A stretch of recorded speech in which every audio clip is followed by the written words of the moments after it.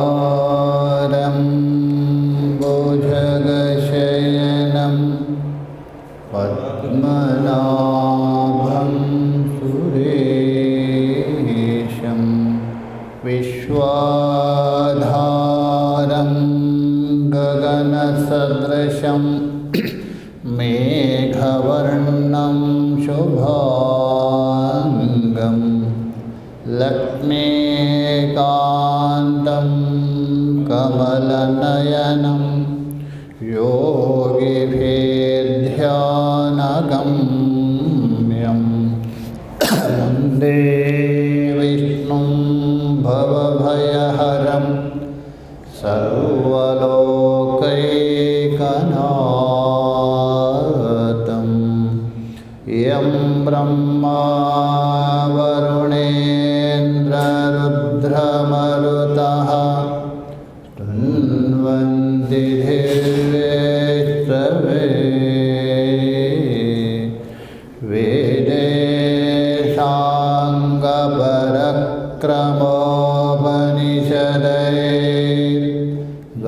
वेदेशाङ्गपरक्रमोपनिषदैर्गायन्ति यं सामगा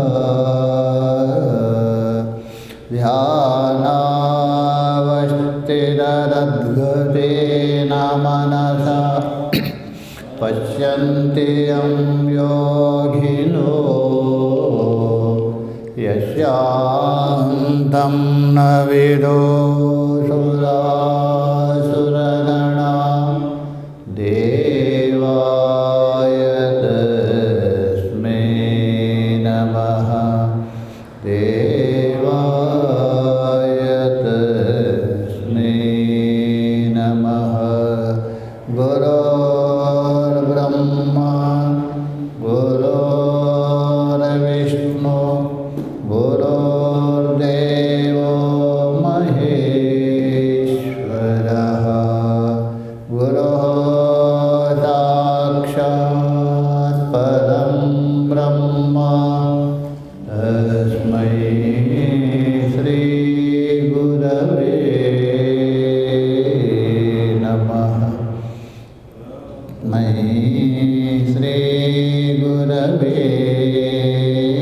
नमः।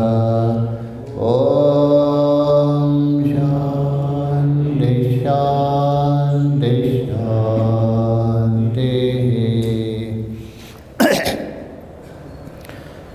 भगवान के असीम कृपा से हम लोग श्रीमद् भगवत गीता के 14वें अध्याय को लेकर विचार कर रहे हैं। पहले ये गुणों के जो स्वरूप है उनको लेकर 3 बिंदुओं को लेकर विचार किया। उसके बाद अर्जुन ने 3 प्रश्न किया, अर्थात जो गुणातीत व्यक्ति है उसका लक्षण क्या है, चिन्ह क्या है, और उसके बाद उसका आचार विचार कैसा है, और ये 3 गुणों को अतिक्रमण किस प्रकार हो सकता है। इसमें जो 2 प्रश्नों का जो उत्तर है उसको लेकर हम लोग विचार कर रहे थे, तो उसी को ही लेके पुनः बता रहे हैं। अर्थात जो गुणातीत पुरुष है वो किस प्रकार आचरण वाला होता है, उसका आचरण कैसा है, किस प्रकार व्यवहार करता है, उसी को लेकर बोल रहे। आगे के श्लोक में देखिए 24वें श्लोक। किंच बोल तो और तथा। 23वें श्लोक में तो बता ही दिया। पुनः और भी बता रहे हैं, इसलिए तथा उसका स्वरूप और भी सुनो। किसका? गुणातीत पुरुष का। 24 में देखिए, समदुःख सुखः स्वस्थः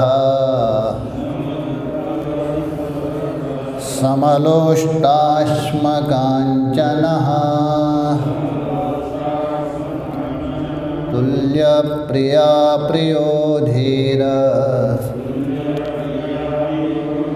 तुल्यनिन्दात्मसंस्तुतिः। समः किसमें?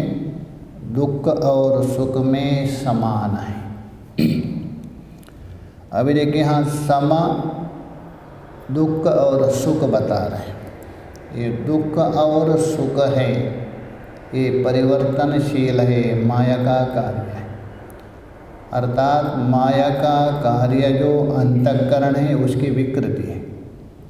सम शब्द के द्वारा उनका अधिष्ठान परमात्मा को संकेत कर रहे हैं। वो समान है, उसमें कोई परिवर्तन नहीं, एक जैसा रहता है। क्योंकि यही बात पहले भी बता दिया है, सिद्ध्या सिद्ध्यो समो भूत्वः समत्वं योग उच्यते। दूसरे अध्याय में बता दिया, जो समत्व है वही योग हो सकता है, विषम योग नहीं हो सकता है। और चौथे अध्याय में भी बता दिया है कि वहाँ भी समः सिद्धो सिद्धे चः, सिद्धि हो अथवा असिद्धि हो उसमें समान भाव। देखिए वहाँ भी सिद्धि और असिद्धि है, ये माया का कार्य है। समा है वो ब्रह्म स्वरूप है, अधिष्ठान स्वरूप है। और 9वें अध्याय में बोलते समोहम सर्वभूतेषु, सभी प्राणियों में मैं समान हूँ। और 12वें अध्याय में बता दिया है समः शत्रु मित्रे च तथा मानापमानयो, वहाँ भी देखिए समान बता। और 5वें अध्याय में स्पष्ट बता दिया निर्दोषम ही समः ब्रह्म,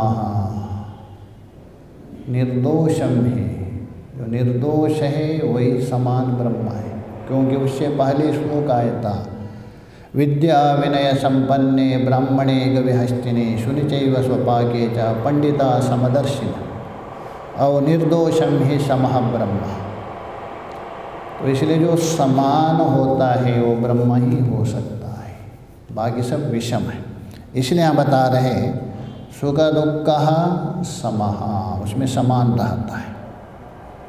स्वस्थः,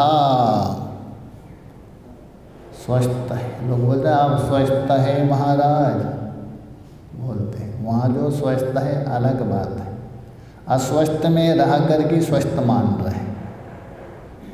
वहाँ जो अस्वस्थ है उसमें रहकर स्वस्थ के प्रश्न कर रहे हैं। वहाँ किसको लेके प्रश्न कर रहे हैं? ये जो त्रिधातु विशिष्ट जो शरीर है, वात पित्त कफ, सप्त धातुओं को समेट करके त्रिधातु का अंतर्भूत किया है।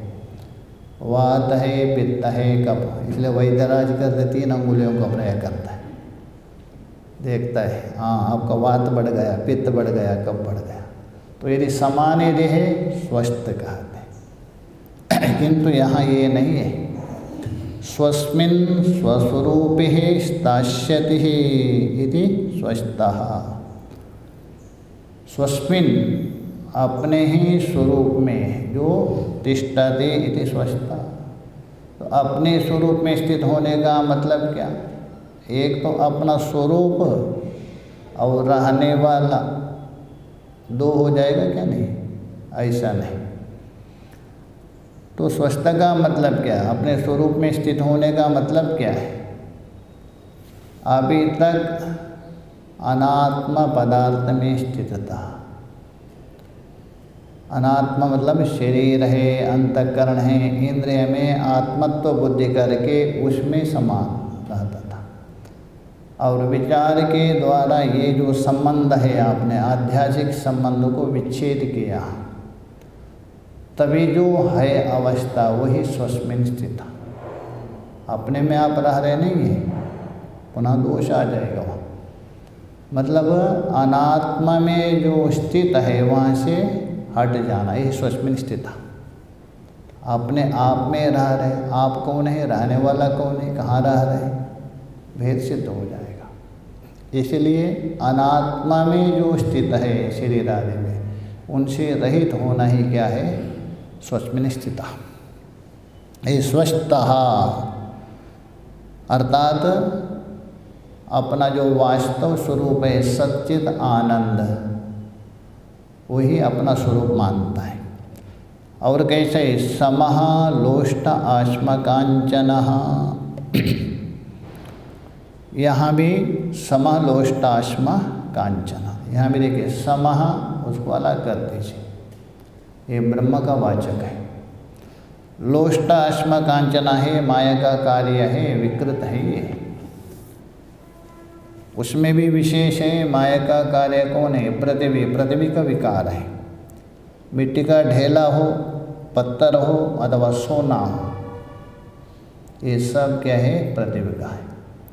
ये भेद आ गया माया का कार्य होने से। उसमें भी समान देखना, मतलब एक सत्ता काम कर रहा है, एक चैतन्य काम कर रहे हैं। ये तो केवल चैतन्य के ऊपर आरोपित मात्रा है, इसलिए समलोष्टाश्म कांचन।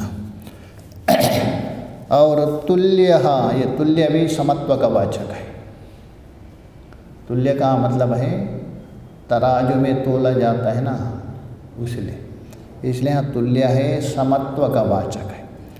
प्रिया प्रियः तुल्यः, जो प्रिय है और अप्रिय है दोनों में बराबर है। अच्छा, प्रिय और अप्रिय होता क्यों, कारण क्या है, बोलते हैं मुझे प्रिय है, आपके अनुकूल हो गया वो प्रिय हो गया, आपके प्रतिकूल हो गया अप्रिय हो गया। और अनुकूल और प्रतिकूल होना आपके स्वभाव को लेकर, शराबी का अनुकूल हो जाएगा, उसको प्रिय हो जाएगा। साधक का अनुकूल होगा, उसका प्रिय हो जाएगा। तो इसलिए बोल रहे हैं इन दोनों में तुल्य, बोल तो समत्व देख रहे हैं। कौन, धीरः, धीर पुरुष है। धीर का मतलब यहाँ साहसी अर्थ नहीं लेना, धैर्यवान अर्थ नहीं लेना। धैर्यवान कोई ना कोई रहेगा ही। यहाँ धीर का मतलब है धियाम ईरयति प्रेरयति इति धीरः। धी मतलब बुद्धि, बुद्धि को जो प्रेरणा देता है, बुद्धि के ऊपर जो शासन करता है, बुद्धि को अपना वश में रखता है, वो धीर है। और बुद्धि जिसके ऊपर शासन कर रहे हैं और बुद्धि का जो दास है वो धीर नहीं, भीरु, वो भीरु माना जाता है उसको, इसलिए धीरः धैर्य। कश्चित धीरा अंतरात्मना इक्षत, कट में बता दिया, धीर पुरुष है। भाष्यकार जी ने वहाँ व्याख्या करते हुए स्पष्ट कहा, कश्चित धीरा मतलब क्या है, नदी का जो स्रोत है, तेज चल रहे धारा, नीचे की ओर आप तैरना आराम से तैर सकते, वैसा ही है संसार की धारा, नीचे की ओर तैर आप आराम से तैर सकते। और विरुद्ध दिशा में जाना, वो कोई धीर पुरुष है। यहाँ भी आपकी जो इंद्रियों की धारा है, निम्न प्रागभार है, संसार प्रागभार है, उसमें बहाना कोई अंतर नहीं, उसके उल्टा जो जाना है वो धीर माना है। तो इसीलिए बता रहे हैं धीरः, जो धीर पुरुष है। तुल्य निंदात्म संस्तुति, तुल्य बोल तो बराबर, किसमें, निंदा आत्म संस्तुति, स्वयं की चाहे तो निंदा करे अथवा स्तुति करे, उसमें कोई अंतर नहीं पड़ता है। देखिए वहाँ निंदा भी दो प्रकार आप विभाजन करके देखना पड़ेगा। एक तो निंदा है, दूसरे को दोष गिन गिन करके उसको गिराने के लिए किया जाता है, वो निंदा। शास्त्र में देखिए निंदा तो बहुत की है, चाहे तो स्त्री की हो पुरुष की हो, निंदा तो की हो, बहुत निंदा की। तो वहाँ जो निंदा है गिराने के लिए नहीं, वहाँ से आपको हटने के लिए निंदा है। मीमांसा में भी देखिए अर्थवाद में आता है स्तुत्यर्थवाद, एक निंदार्थवाद। वहाँ निंदा इसलिए उससे निवृत्ति करने के लिए निंदा है, दूसरे को गिराने के लिए नहीं। एक तो निंदा होती केवल दूसरे को गिराने के लिए, कोई मतलब नहीं उसको गिराने, वो निंदा निषेध की। किंतु यहाँ तो दोनों निंदा में बराबर है। इसलिए कहा दिया है शास्त्र में, निंदन्तु नीति निपुणा यदि वास्तुवन्तु लक्ष्मी समाविशतु गच्छतु वा यथेष्टम् अद्येव मरणमस्तु युगान्तरे वा न्यायात्पतः प्रविचलन्ति पदम न धीरः। वो अपने मार्ग से कभी विचलित नहीं होता। निंदन्तु नीति निपुणा, नीति को जानने वाले, विचार को जानने वाले चाहे तो निंदा करें, अथवा स्तुति करने वाले स्तुति भी स्तुवन्तु। लक्ष्मी समविशतु, क्या तो लक्ष्मी आ रही है, गच्छतु यथेष्टम, इच्छानुसार लक्ष्मी चल भी गई।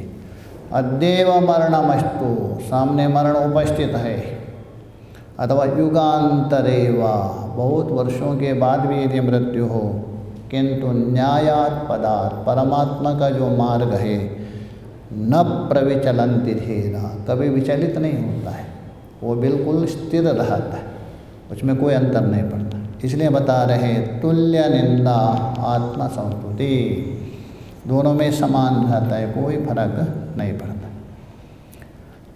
भाष्य में देखें, समदुःखः सुखः, समे दुःखः सुखे यस्यः, दोनों में समान है, द्वितीय द्विवचन है, इसलिए समय प्रयोग किया है। किसमें? सुख दुख के, सुख और दुख में समान बुद्धि है जिसकी, उस व्यक्ति को कहते हैं सम दुःख सुखः। स ऐसा जो व्यक्ति, बहुरी समास है, सम दुःख सुखः, दोनों में समान भाव रखने वाला है। और स्वस्थः, स्वस्थ का अर्थ कर रहे देखो, स्वे आत्मनि स्थितः प्रसन्ना, क्योंकि स्व का अर्थ है, चार अर्थ माना है व्याकरण में, समज्ञादि धनाख्यायाम, तो यहाँ स्व का अर्थ है आत्मा लेना। स्व शब्द से शरीर का भी बोध होता है, धन का भी बोध होता है, परिवारों का भी बोध होता है, वो नहीं लेना, यह आत्मा। स्वे अर्थात सप्तमी, आत्मनि। स्थितः, अपने आत्मा में ही स्थित है, मतलब स्वरूप में स्थित है, इसलिए प्रसन्न, हाँ वही व्यक्ति प्रसन्न हो सकता है। अप्रसन्न पदार्थ में स्थित होकर यदि कोई चाहे मुझे प्रसन्नता मिले, कभी संभव नहीं। संसार अभी तक किसी को प्रसन्नता दिया नहीं, न देके न देने वाला है, इसलिए अपना स्वरूप में ही प्रसन्न होता है, इसलिए बोलते हैं प्रसन्न। समलोष्टाश्म कांचन, लोष्टम अतः मिट्टी का ढेला, आश्मा पत्थर है, कांचन बोलते स्वर्ण, इन तीनों में क्या है? समान है। यश्य, जिसकी बुद्धि हो गई, स समलोष्टाश्म कांचन, उसके वो बोलते हैं समलोष्टाश्म कांचन कहा जाता है। और तुल्यः प्रिया प्रियः, और प्रिया और अप्रिय में दोनों बराबर रहता है, कोई अंतर नहीं है। प्रियम च अप्रियम च, प्रिया प्रिय, जो प्रिया और अप्रिय दोनों को बोलते प्रिया प्रिय, द्विवचन है। तुल्ये अतः समी, दोनों में समान। प्रिय आने पर भी कोई प्रसन्नता नहीं, अप्रियता आने पर कोई विचलित नहीं, एक रस, अनेक रस नहीं। यस्य स, उसी को कहते हैं प्रिया प्रिया, तुल्य प्रिय प्रिय। स अयम तुल्या प्रिया प्रिया, इस प्रकार प्रिय और अप्रिय में समान भाव रहना स्वभाव है जिसका, उसको कहते तुल्य प्रिय। धीरः, धीमान, बुद्धिमान। बुद्धि का मतलब ये नहीं लेना, प्रखर बुद्धि वाला अर्थ नहीं लेना, बुद्धि को जो प्रेरणा देता है, बुद्धि के ऊपर शासन करता है, बुद्धि जिसके वश में है वो धीर होना, इसलिए धीमान। तुल्य निंदा आत्मसंस्तुति, निंदाचा आत्मसंस्तुतीचा, अर्थात चाहे तो उसका निंदा करे अथवा आत्मसंस्तुति करे, दोनों में तुल्य निंदा आत्मसंस्तुति समान रहता, कोई फर्क नहीं पड़ता उसको। कोई कहेंगे क्या पत्थर हो गए क्या, जैसे पत्थर को भी कोई फर्क नहीं पड़ता है, पत्थर की स्तुति करो निंदा करो कोई फर्क पड़ता है क्या, ये पत्थर के समान है, इसलिए उसका नाम है स्थाणु कूटस्थ। शंकर जी का नाम क्या है, स्थाणु है कूटस्थ। शव इव, शिव में इकार हटा दीजिए शवः, इकार जोड़ दीजिए शिव। इकारो वृत्तिवाचका शक्तिवाचकश्च, अयुण के व्याख्या करते हुए नंदिकेश्वर ने उनको बोल दिया, अयुण ऋलिक है ना, अकार इकार, इकार बोल तो शक्ति का वाचक, इसलिए वो जोड़ने से शिव बनता है। तो इसलिए हम बता रहे हैं आत्मसंस्तुति तुल्य और निंदा आत्मसंस्तुति यस्या यते स तुल्या निंदात्मस्तुति, अर्थात चाहे तो अपने निंदा करे अथवा अपने प्रशंसा करे, दोनों में क्या है, ऐसे जो यति, दूसरा कोई नहीं हो सकता, सन्यासी वही समान हो सकता है। शरीर भाव से ऊपर उठा हुआ जो सन्यासी ही बन सकता है, दूसरा नहीं होगा। किंच, और भी देख लीजिए, उसको ही बता रहे हैं, क्योंकि दूसरा प्रश्न का ही उत्तर चल रहा है गुणातीत का, तीसरा का तो आगे जाके उत्तर देंगे 26 से, ये दूसरे का ही आगे बता रहे हैं। किंचा, और उसका आचार कैसा है, उसका विचार कैसा, और सुनो। मानापमानयो तुल्य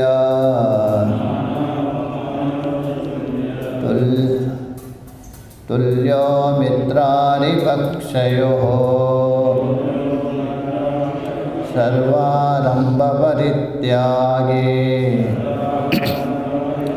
गुणातीता स उच्यते। माना अपमानयो, चाहे तो मान हो अथवा अपमान, दोनों में समान। देखिए गुणातीत को बोल रहे हैं, लोक में तो हर व्यक्ति एक मान चाहता है, गुण से युक्त पुरुष है, गुणों के साथ संबंध है, वो तो सम्मान चाहता ही है, कौन नहीं, सम्मान के लिए सब कुछ। माने न तृप्ति न च भोजने न, आया है आपको बुला दिया, बढ़िया खिला दिया, रसगुल्ला बढ़िया बढ़िया सब, किंतु अपमान किया, आप तृप्त होंगे क्या, 10 गाली दे के आएंगे, या सामने नहीं तो पीछे कहे, तो इसलिए तृप्ति होती है माने न तृप्ति, इसलिए बता दिया है शास्त्र में। अदमा धनमिच्छन्ति, और धनम मानम च मध्यमा, उत्तमा मानमिच्छन्ति, मानो महताम धनम, व्यवहार में है, गुणातीत नहीं है, गुणों से युक्त है, उसमें 3 भेद किया है उनके साथ संबंध, अधम मध्यमा उत्तमा। जो अधम व्यक्ति है, कुछ भी हो, मुझे धन मिले, आप कुछ भी करो कोई मतलब नहीं, अधमा धनमिच्छन्ति। और मध्यमा क्या है, धनम मानम च मध्यमा, दोनों चाह रहे, धन भी चाह रहे, सम्मान भी चाह रहे। उत्तमा मानम इच्छन्ति, उत्तम व्यक्ति धन नहीं केवल सम्मान चाहता है। मानो महताम धनम, ये महान पुरुषों का मतलब गुणातीत नहीं है, उसे अतिरिक्त वो उनका धन माना जाता है, इसलिए व्यवहार में तो रहता है, ये लक्षण है गुणातीत पुरुष का है। देखिए गुणातीत पुरुष का लक्षण है, साधक के लिए साधना है, भाष्यकार ये बताएंगे इनका लक्षण, साधक के लिए वो क्या होगा, साधन। जैसा 12वें अध्याय में अद्विष्ट सर्वभूतानां मैत्रक करुणैः अमृताष्टक बता दिया, वो है ज्ञानी का स्वरूप है, वो साधक के साधना है। इसलिए बता रहे माना अपमानयो, और अपमान में भी। किंतु यदि आप उन्नत कार्य श्रेष्ठ कार्य में जो आगे प्रवृत्त होते हैं तभी अपमान को भी उपेक्षा करना। गुणातीत नहीं है किंतु गुणातीत के ओर जा रहे, सत्कार्य में प्रवृत्त हो रहे, तभी भी अपमान है, उसको पीछे रखना चाहिए। इसलिए बता दिया है अपमानम पुरस्कृत्य मानम कृत्वा तु पृष्ठता स्वकार्यमुद्धरेत प्रज्ञा कार्यदंसो ही मूर्खता। जो विद्वान है, विद्वान मतलब गुणातीत नहीं लेना, विचारवान पुरुष, अपना जो कार्य है हितदायक कार्य वो करना चाहिए। उसके लिए क्या करना पड़ेगा? अपमानम पुरस्कृत्य, अपमान को सामने रख दीजिए। कोई अच्छा कार्य करने जाएंगे आपको खूब अपमान करेंगे, आपके हंसी उड़ाएंगे, मजाक करेंगे, सब कुछ करेंगे, इसलिए अपमान को सामने रख दीजिए। और मानम कृत्वा तो पृष्ठता, उसको पीछे रख दीजिए, सम्मान करे या ना करे। स्वकार्यम वोद्धरेत प्रज्ञा, अपना जो कार्य है सत्कार्य लेना, उसको करे। कार्यधंसो ही मूर्खता, उसको मूर्खता माना है। इसलिए बोले अपमान, ये दोनों में बराबर है।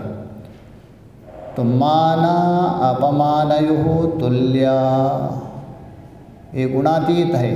अभी जो बताया ना गुणातीत नहीं है, वो गुणातीत की ओर जा रहे हैं, सन्मार्ग में प्रवृत्त हो रहे हैं, उसमें आपको अपमान करे। अरे देखिए महात्मा बन गए, भिक्षा मांग के खा रहे हैं, अट्टा गट्टा है, कमाता नहीं, खूब आपको बोलेंगे। आप यदि गुस्सा हो गए आपका काम बिगड़ जाएगा उसके ऊपर। इसलिए अपमान को आप पीछे रख दे दो, सामने रख दे दो, सम्मान को पीछे रख दे दो। कभी क्या आपको सम्मान देंगे खूब, उस सम्मान को यदि सामने रख दिया, सम्मान आप पचाएंगे नहीं, वो भी पतन का कारण होगा। इसलिए अपमान को सामने रख दे दो और सम्मान को पीछे रखो और अपने कार्य के ओर प्रवृत्त हो जाओ। किंतु गुणातीत तो दोनों से परे हो जाता है, वो अलग बात। इसलिए बोले मानापमानयो तुल्यः, तुल्य मित्राणि पक्षयो, चाहे तो मित्र हो अथवा अरि। आश्रम में भी 3 अरि रहते हैं ना, इसलिए एक महात्मा बोलते हैं अरित्रयम नमस्कृत्य आश्रमे प्रवेश कुर्यात्। वहाँ तो मुनित्रयम है ना, व्याकरण में क्या मुनित्रय को प्रणाम करके सिद्धांत। यहाँ आश्रम में अरित्रया, कोठारी, भंडारी, पूजारी 3 मानते। महात्मा मजाक कर रहे थे, ये 3 अरि है। कोठारी को आप प्रणाम करें तो आपको ठीक नहीं तो उठा देंगे, भंडारी भी ऐसा ही है, पुजारी भी, ये 3 अरित्रय है। उनको नमस्कार करके आश्रम में प्रवेश करें। महात्मा लोग मजाक कर रहे हैं। तो इसलिए बता रहे हैं मित्रः अरिपक्षयो, दोनों में बिल्कुल समान है। और कैसे? सर्वारंभ परित्यागी, सर्वारंभ बोल तो जो आरंभ किया जाता है, आरभ्यते इति आरम्भात् कर्म।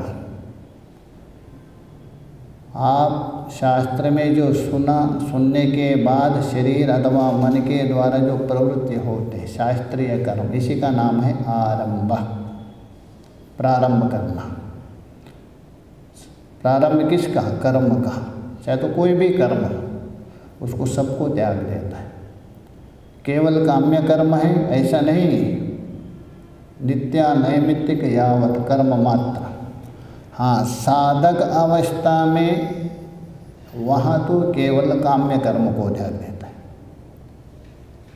गीता में जो 18वें अध्याय में आएंगे, यज्ञदानः तपश्चैव पावनानि मनीषिणः, और श्रुति में भी आए विविदिशन्ति ब्राह्मणा यज्ञेन दानेन तपसा अनाशकेन। साधक अवस्था में नित्य कर्म आवश्यक है, किंतु ये गुणातीत को बता रहे सर्वकर्म यावत कर्म मात्र। इसलिए बोल रहे सर्वारंभा, केवल आरंभ नहीं बोल रहे, सर्वारंभा नित्या नैमित्तिक काम्य सब परित्यागी। क्योंकि कर्म के साथ उसका कोई मतलब नहीं है, उससे ऊपर उठे हैं, उन कर्मों को भी वो प्रकाशित कर रहे हैं। परित्यागी गुणातीत सा उच्चते, उसको गुणातीत कहा गया, गुणों से परे है, गुणों के साथ कोई संबंध नहीं है, गुणों को प्रकाशित करने वाला। भाष्य में देखिए, मानापमानयो, मान और अपमान। मान का मतलब है पुरुषांतरेण संपादितः सत्कारः मानः, दूसरे पुरुषों के द्वारा प्राप्त होता है वो मान, और उसी को ही दूसरे में अभिमान भी कहा दिया। मान ही जाके अभिमान होता है। मनुष्य के अंदर जो अभिमान जहाँ आ जाएगा वो उसका पतन शुरू हो जाता है वहाँ से। इसलिए कहा दिया अभिमानम सुरापानम गौरवम रौरवम सम। तो मान और अपमान, अपमान भी करे उसमें भी कोई अंतर नहीं, बिल्कुल तुल्यः, बिल्कुल समान। मानापमानयो तुल्यः, तुल्यः मित्र अरिपक्षयो, दोनों में समान। भाष्यकार में देखिए, मानापमानयो समोह, तुल्य का अर्थ करे समा, दोनों पर्यायवाचक है। उसी का अर्थ करें निर्विकारः, तुल्य का अर्थ क्या, समा, सम का अर्थ है निर्विकार। अच्छा, निर्विकार कौन हो सकता है? परमात्मा, इसलिए परमात्मा का है सम शब्द से कहा दिया है। तुल्यो हो मित्र अरिपक्ष, यद्यपि उदासीनो भवति केचित्, यद्यपि कोई कोई पुरुष अपने विचार से तो उदासीन हो जाता है, स्वयं के विचार है उसमें उदासीन हो जाता है कोई कोई व्यक्ति, तथापि पराभिप्रायेण, किंतु दूसरे के अभिप्राय से, दूसरों के जो समझ है उससे मित्रारिपक्षयो इव भवन्ति, तो दूसरों के जो समझ है उससे वो मित्र या शत्रु पक्ष वाला जैसा होता है। इसलिए हम बोलते हैं ना मित्र पक्ष है ना शत्रु पक्ष है, किसी में समान नहीं, दोनों में समान है, किसी के पक्ष में नहीं। तो इसलिए बोला तथापि, तो भी, पराभिप्रायेण, परा बोल तो दूसरा, तो दूसरों के, अभिप्राय बोल तो तात्पर्य समझ से, मित्र अरिपक्षयो, मित्र पक्ष और शत्रु पक्ष, ये मित्र पक्ष ले रहे, ये शत्रु पक्ष है, ऐसा भान होता है। इसलिए भगवान ने बोलते दोनों में समान है, चाहे तो मित्र हो अथवा शत्रु हो, इव भवन्ति इति तुल्यो, इसलिए तुल्य कहा, कोई अंतर नहीं। मित्रादिपक्षो इति आह। और कैसा है? सर्वारंभ परित्यागी, केवल मान अपामान में समान है, मित्रादि पक्ष में समान ऐसा नहीं। सर्वारंभ परित्यागी, उसका अर्थ कर देखिए, दृष्टा अदृष्टार्थानि कर्माणि आरभ्यन्ते इति आरंभः। दृष्ट फलक हो अथवा अदृष्ट फलक हो, दो फल देने वाले कर्म होते हैं, एक दृष्ट फल देने वाले, एक अदृष्ट फल देने वाले कर्म। दृष्ट फल है वर्तमान शरीर में जो फल प्राप्त होता है वो दृष्ट फलक है, उसका भी भेद किया है दो, सद्यो फलक, कालांतर फलक। सद्यो फलक देखिए, जैसा भोजन किया भूख तुरंत निवृत्त हो गई, जल पी लिया प्यास निवृत्त, ये सद्यो फलक। कालांतर मतलब पेड़ लगा दिया कुछ वर्ष के बाद फल मिल गया, ये दोनों दृष्ट फल है। और एक मरने के बाद फल मिलने वाला वो अदृष्ट है, दोनों लेना है।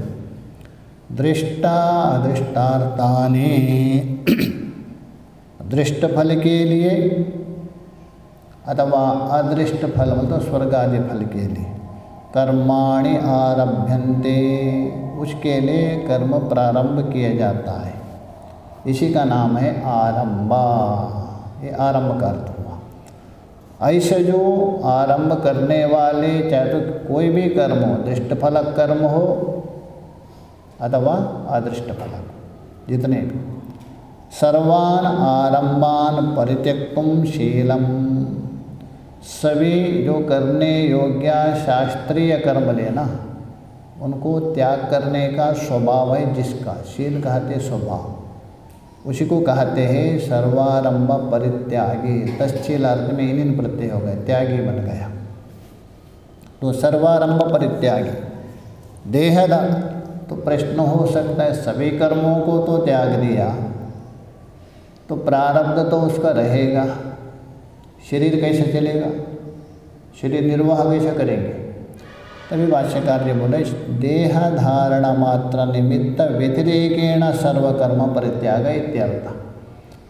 शरीर निर्वाह करने के लिए भिक्षा है, स्नान है, कौपीन है, आच्छादन है, ये कर्मों से अतिरिक्त, मतलब जिससे शरीर निर्वाह हो सकता है वो तो कर्म करना ही पड़ेगा, भोजन करना पड़ेगा, स्नान करना पड़ेगा, भिक्षाटन करना ही पड़ेगा। उनसे अतिरिक्त जो कर्म है उन सभी कर्मों को त्याग देता है, सर्वकर्म परित्यागी इत्यर्थ। गुणातीत स उच्यते, उसी का नाम है गुणातीत। और कैसा है वो, उसी को स्पष्ट कर रहे। देखिए यहाँ तक होने के बाद ये प्रारंभ कहाँ से हुआ था, उदासीन वच से प्रारंभ हुआ था, अर्थात गुणातीत पुरुष है, उसका आचरण कैसा है करके प्रश्न किया था। तो उदासीनवत यहाँ से प्रारंभ हुआ था उत्तर, वो उदासीन जैसा रहता है। तो इत्यादि गुणातीतः स उच्यते, उदासीनवत यहाँ से प्रारंभ करके यहाँ से लेकर गुणातीत स उच्यते, अभी बता दिया। तो मतलब 23वें श्लोक से लेकर, क्योंकि 23वें श्लोक से प्रारंभ हुआ था, गुणातीत पुरुष किस प्रकार आचरण करता है, दूसरा प्रश्न का उत्तर चल रहा है। तो 23 में उदासीन अवध आया, वहाँ से लेकर अभी यहाँ आ गया अंतिम में गुणातीत स उच्यते, यहाँ तक जो जो लक्षण बता दिया। स उच्च इति एतद अंतम उक्तम, मतलब 23 से लेकर 25वें श्लोक में जो जो बता दिया लक्षण, तो ये बोल रहे यावद इति एतद अंतम उक्तम यावद यत्न साध्यम, यत्न साध्य बोल तो प्रयत्न से संपादन करने योग्य है, केवल कपोल कल्पित नहीं है। देखिए एक तो क्या होता है कपोल कल्पित, कपोल बोल तो केवल मुँह से बोल दिया आपने, वो प्रयत्न साध्य नहीं। चंद्रमा को लाके मैं घर में रखूँगा, आकाश में बहुत सुंदर मकान बनाऊँगा, ये कपोल कल्पित है, होने वाला नहीं, प्रयत्न साध्य नहीं। किंतु ये कैसा है, प्रयत्न साध्य है। हाँ कठिन प्रयत्न है किंतु असंभव नहीं, इसलिए बोल रहे प्रयत्न साध्यम तावत। सन्यासिनः, जो मुमुक्षु सन्यासी, मुक्त नहीं मुमुक्षु, जिज्ञासु मुक्त होने के इच्छुक, सन्यासी उपलक्षित साधक जो भी, अनुष्ठेयम, ये सब क्या है उनके लिए अनुष्ठान करने योग्य है।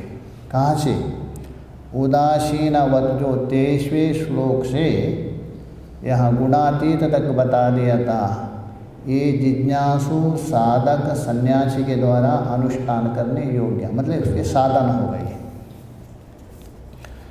तो इसलिए बोल रहे हैं अनुष्ठेयम गुणातीतत्व साधनम, किंतु मुमुक्षु नहीं, मुमुक्षु स्थिरीभूतम, और वो मुमुक्षु यदि स्थिरीभूत हो गया मतलब अभी मुक्त हो गया, पहले मुमुक्षु था, मुक्त होने का इच्छुक, उसके लिए वो साधन हो गया। अभी वो मुमुक्षु सन्यासी क्या होगा, स्थिर हो गया। स्थिर होने का मतलब क्या है, मुक्त हो गया।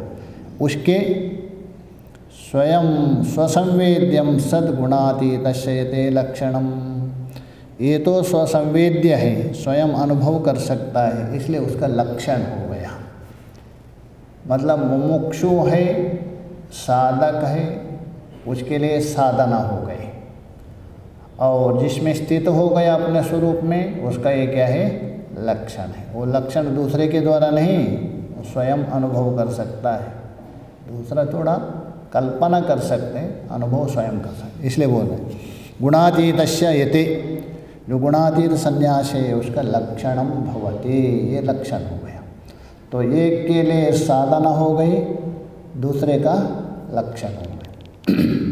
मुमुक्षु के लिए साधन, मुक्त का लक्षण हो गया, ये बता दिया।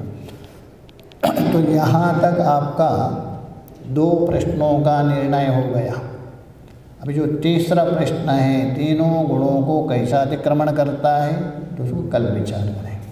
ओम पूर्णमदः पूर्णमिदं पूर्णात् पूर्णमुदच्यते पूर्णस्य पूर्णमादाय पूर्णमेवावशिष्यते।